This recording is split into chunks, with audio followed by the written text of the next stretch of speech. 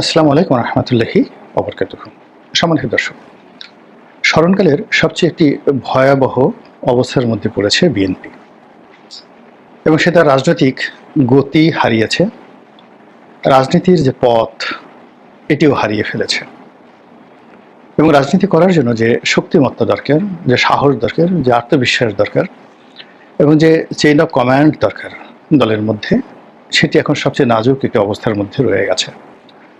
ফলে আশা এবং নিরাশার দোলাচল, ভয় এবং আতঙ্কের মাঝামাঝি একটি জায়গা, পাওয়া এবং না পাওয়ার যে একটা অনিশ্চয়তা রয়েছে, সেই অনিশ্চয়তার মধ্যে এই দলটি গত 11 মাস ধরে যে কর্মকাণ্ড করে চলেছে, কথাবার্তা বলছে, রাজনৈতিক প্ল্যান দিচ্ছে, পরিকল্পনা দিচ্ছে, হুমকি দিচ্ছে, ধামকি দিচ্ছে, আপনি যদি গ্রাফ করেন বা আপনি যদি একটি বিন্দুর সঙ্গে অন্য বিন্দুর সংযোগ দেখেন, তাহলে দেখতে পাবেন যে এই গত 11 মাসে তাদের 11 বার গতি পরিবর্তন হয়েছে, তাদের কথা পরিবর্তন হয়েছে, কথার স্বর পরিবর্তন হয়েছে, তাদের মাথা কখনো উন্নত হয়েছে, মাথা কখনো অবনত হয়েছে, কখনো সন্দেহ বেড়েছে, কখনো বিশ্বাস বেড়েছে, কখনো কাউকে বন্ধু বানিয়েছে, কখনো কাউকে শত্রু বানিয়ে ফেলেছে। অনেক দিনের প্রিয় মানুষগুলোকে তারা হারিয়েছে, আবার নতুন নতুন প্রিয় মানুষকে তারা জোগাড় করে ফেলেছে এবং এই অবস্থার মধ্যে সবচেয়ে বিপজ্জনক যে পরিবেশ তৈরি হয়েছে বর্তমানে বিএনপির জন্য, সেটা হলো তারা শত্রু চিনতে পারছে না এবং তারা বন্ধু চিনতে পারছে না এবং তাদের মনে একটা অজানা আতঙ্ক দেখা দিয়েছে। বিশেষ করে বাংলাদেশের প্রাচীনতম ধর্মভিত্তিক রাজনৈতিক দল জামায়াত ইসলামী, জামায়াত ইসলামীকে তারা গত কয়েক মাস ধরে ভীষণ রকম ভয় পাচ্ছে। আর তার আগে অর্থাৎ 2024 সনের পুরোটি সময়, আগস্ট থেকে একেবারে ডিসেম্বর পর্যন্ত তারা জামাত নিয়ে যে চিন্তা ভাবনা করেছিল, সেখানে দেখি না বেটায় কি করে, তাকে ধরাতে কোনো বিষয় নয়। অর্থাৎ ওই যে সেই ভানুর গল্পের মতো, যে গভীর রজনীতে একটি চোর ঘরের মধ্যে ঢুকেছে, তো গৃহকর্তা সে দেখছে যে চুরি করছে, তো সে চিন্তা করলো যে সিসকে চোর, পিসকে চোর, একে তো যে কোনো সময় ধরে ফেলা যাবে, এটা কোনো বিষয় নয়। তো চোর চুরি করছে আর গৃহকর্তা মজা লুটছে যে সে অন্ধকার রাত্রিতে এটা হাতড়াচ্ছে, ওটা হাতড়াচ্ছে, ওখানে খুঁজছে, আবার ডানে বামে তাকাচ্ছে। আপনি জাস্ট এটাকে সেটা বিনোদন হিসেবে গ্রহণ করলো এবং সর্বশেষ যেটা করলো, সে তার চুরির সমস্ত মাল এবং সামান এক একটা পুটলির মধ্যে বেঁধে সে যখন চলে যাবে, তখনও গৃহকর্তা চিন্তা করলো দেখি না কি করে। তো এইরকম একটা মানে অবস্থা বিএনপির মধ্যে, অর্থাৎ সে তার প্রতিদ্বন্দ্বীদেরকে সময় দিয়েছে 2024 সনের পুরোটা সময় সে একবারও প্রস্তুতি নেয়নি। তার একটা আত্মবিশ্বাস ছিল অনেকটা সেই খরগোশ এবং কচ্ছপের গল্পের মতো, যে ও আমার সঙ্গে কখনোই পারবে না। কিন্তু 2025 সনে এসে তার প্রতিদ্বন্দ্বীরা, বিশেষ করে জামায়াত ইসলামী এবং এনসিপি, তারা এতটা শক্তি অর্জন করেছে, এতটা সাহস অর্জন করেছে, এতটা কৌশল অবলম্বন করার দক্ষতা অর্জন করেছে, তাদের কণ্ঠে এমন সব কথা, ভাষা চলে আসছে যেটা সামাল দেওয়ার মতো শক্তি আসলে এই মুহূর্তে বিএনপির নেই। ফলে কি হচ্ছে, বিএনপি পদে পদে এই দুটো রাজনৈতিক দল দ্বারা অবদমিত হচ্ছে, অপমানিত হচ্ছে এবং এখন এই পর্যায়ে এসে রীতিমতো আতঙ্কগ্রস্ত হয়ে পড়েছে। এবং আমরা যেটা দেখছি এখন, জনাব তারেক রহমান সাহেবের সঙ্গে জামাতের আমির, যাকে বলা হয় তার যে ব্যক্তিগত কন্ট্যাক্ট, নেতৃত্বের যে জায়গা, বা তারা পাশাপাশি বসলে কে কার উপর প্রভাব বিস্তার করেন, এটা হয়তো দেখলে বোঝা যেত। কিন্তু আমরা যেটা 2024 সনে দেখেছি, সেটা হলো জামাতের আমির যদি বিএনপির মহাসচিবের সঙ্গে কথা বলতেন, কিংবা এনসিপির নাহিদ যদি বিএনপির কোনো একটা নেতার সঙ্গে দেখা সাক্ষাৎ হতেন, তখন ওই সময় আপনি আই কন্ট্যাক্টগুলো, বডি ল্যাঙ্গুয়েজগুলো লক্ষ্য করবেন যে জামাতের আমির কিংবা এনসিপির যিনি প্রধান বা অন্য প্রথম সারির যারা 10 জন নেতা রয়েছেন বিএনপির, তাদেরকে কেন্দ্র করে জামাত এবং এনসিপির সর্বোচ্চ নেতৃত্ব থেকে শুরু করে প্রথম সারি যারা নেতৃত্ব, তারা এক ধরনের আনুগত্য প্রকাশ করতেন এবং এক ধরনের সমীহ তারা প্রদর্শন করতেন, যেটা 2025 সনে এসে বুমেরাং হয়ে গেছে। এখন জামাতের আমিরের সঙ্গে বিএনপির কোনো শীর্ষ নেতা ওয়ান টু ওয়ান বৈঠক করবেন, এই বিশ্বাসটা আমরা দেখতে পাই না। এখন জামাতের আমিরকে অনেকটা ইরানের আয়াতুল্লাহ মানে আলী খামেনির মতো সম্মানজনক, প্রভাবশালী একটা আধ্যাত্মিক নেতা হিসেবে মনে হচ্ছে। তার এই গত কয়েক মাসের পারফরমেন্সের কারণে তার নামে এখন আমির জামাত হয়ে গেছে, শায়েখে জামাত হয়ে গেছে, আমিরুল মুমিনিন বলেন জামাতে যারা লোকজন, মুসলমানদের নেতা বলেন, এবং ভবিষ্যৎ বাংলাদেশের প্রেসিডেন্ট বা ভবিষ্যৎ প্রধানমন্ত্রী রূপে, ভবিষ্যতের দ্বিতীয় উমর রূপে তাকে চিহ্নিত করার চেষ্টা করেন, এবং এই ভাইবটি জামাতের আমির নিজে ধারণ করেন। ফলে কি হচ্ছে, আগে তিনি যেখানে সচরাচর টেলিফোন করতেন, নিজে যেতেন, অনেক বিষয় তদারকি করতেন, সেই বিষয়গুলো অলমোস্ট 90% তিনি এখন দলের অন্যান্য গুরুত্বপূর্ণ নেতাদেরকে দিয়ে করাচ্ছেন। ফলে কি হচ্ছে, বিএনপি যারা প্রথম সারির নেতৃবৃন্দ রয়েছেন, এখন জামাতের সেই দ্বিতীয় সারির যারা নেতৃবৃন্দ রয়েছেন তাদের সঙ্গে আলাপ আলোচনা করে, কথাবার্তা বলে, একত্রে বসে টক শো করে তারা এক ধরনের তৃপ্তি অনুভব করছেন। আর দূর থেকে তারা দেখছেন যে জামাতের আমিরের সুবহানাল্লাহ, তার দাড়িগুলো কত সুন্দর, তার টুপিটা কত সুন্দর, তার চেহারা একই ধরনের একটা জ্যোৎস্নার ভাব চলে এসেছে। এবং কেন এই লোকজন বারবার জামাত জামাত করে, এবং কেন এই জামাতের আমিরকে নিয়ে এত আলাপ আলোচনা হয়, এই বিষয়গুলো নিয়ে তার অবাক বিষয় ভাবে আর চিন্তা করে যে আমাদেরকে নিয়ে কেন এইভাবে মানুষের আলাপ আলোচনা হয় না, আমাদেরকে কেন মানুষ চাঁদাবাজ বলে, কেন মানুষ ডন বলে, আমাদেরকে কেন আন্ডারওয়ার্ল্ডের গডফাদার বলে, এগুলো কি সহ্য করা যায়, আমাদেরকে কেন অশিক্ষিত বলে, গাঁজাখোর বলে।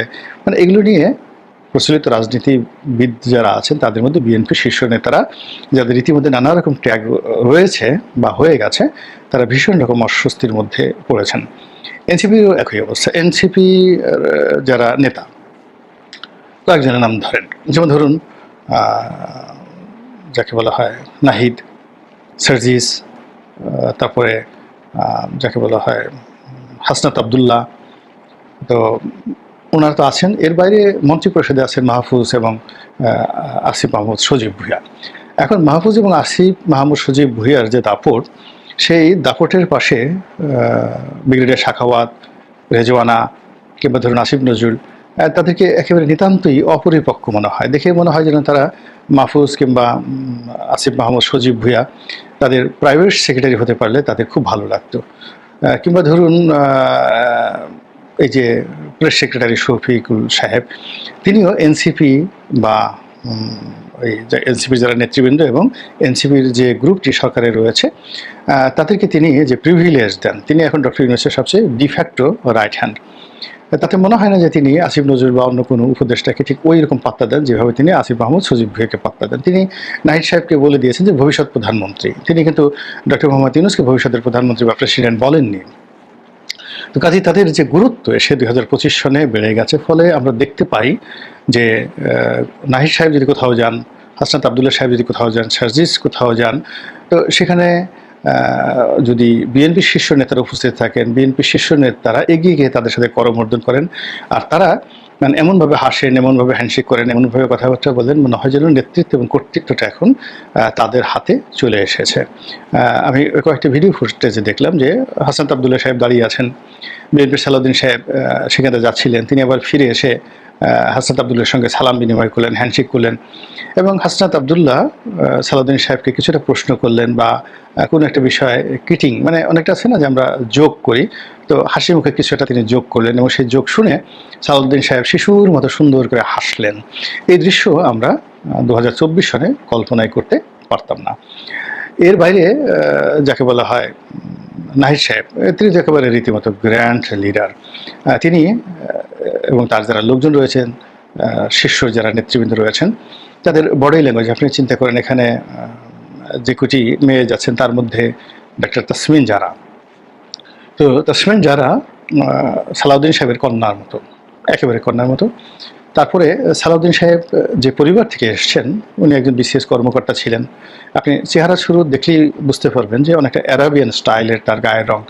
কক্সবাজার চট্টগ্রাম অঞ্চলের মানুষ যারা ফর্সা হন, তারা খুবই ফর্সা হন। তো সেই দিক থেকে সালাউদ্দিন সাহেবের চেহারার মধ্যে এক ধরনের রাজস্বিকতা রয়েছে, এবং তিনি খুব অল্প বয়সে মন্ত্রী হয়েছেন, এমপি হয়েছেন, বেগম খালেদা জিয়ার প্রাইভেট সেক্রেটারি হয়েছেন।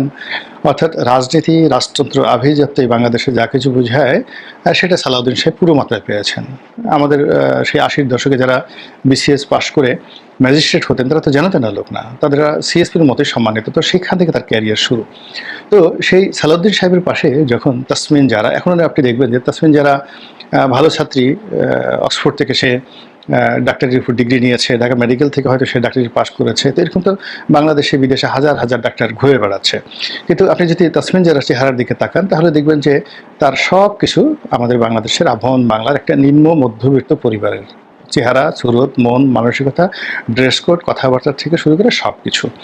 তো সেই তাসমিন জারা যিনি এই এনসিপির সঙ্গে যুক্ত না হলে সালাউদ্দিন সাহেবের সঙ্গে দেখাই করতে পারতেন না। এখন তিনি সালাউদ্দিন সাহেবের একেবারে পাশের চেয়ারে প্রধান উপদেষ্টার কার্যালয়ের সম্মুখ সারিতে বসেন এবং ক্রস লেগ মানে এক পায়ের উপর আর এক পা তুলে যেভাবে ঝুলিয়ে ঝুলিয়ে সালাউদ্দিন সাহেবের দিকে একেবারে না তাকিয়ে ড্যাম কেয়ার একটা ভাব নিয়ে তিনি যেভাবে চলেন তাতে সালাউদ্দিন সাহেবের দেখে মনে হয় যে তিনি তাসনিম জারাকে যাকে বলা হয় প্রিভিলেজ দিয়েই তাকে কিন্তু রাজনীতি করতে হবে, এরকম একটা অবস্থা কিন্তু তৈরি হয়ে গেছে। এবং আমরা সেটা বিভিন্ন কর্মকাণ্ডে দেখি। এনসিপির যারা নেতৃবৃন্দ রয়েছেন তারা লাগামহীন কথাবার্তা বলছেন। তারেক রহমান সাহেব থেকে শুরু করে দলের যত শীর্ষ নেতৃবৃন্দ রয়েছেন, এমনকি বেগম জিয়া যাকে এবং শহীদ প্রেসিডেন্ট জিয়াউর রহমান, তাদেরকেও তারা ছাড় দিচ্ছেন না। তো তার বিপরীতে বিএনপির শীর্ষ নেতারা জবানে লাগাম দিয়েছেন এবং তারা এই সকল নেতৃবৃন্দ সম্পর্কে একটি টু শব্দ উচ্চারণ করতে চাচ্ছেন না, সাহস পাচ্ছেন না বা করছেন না, হোয়াট এভার মেবি।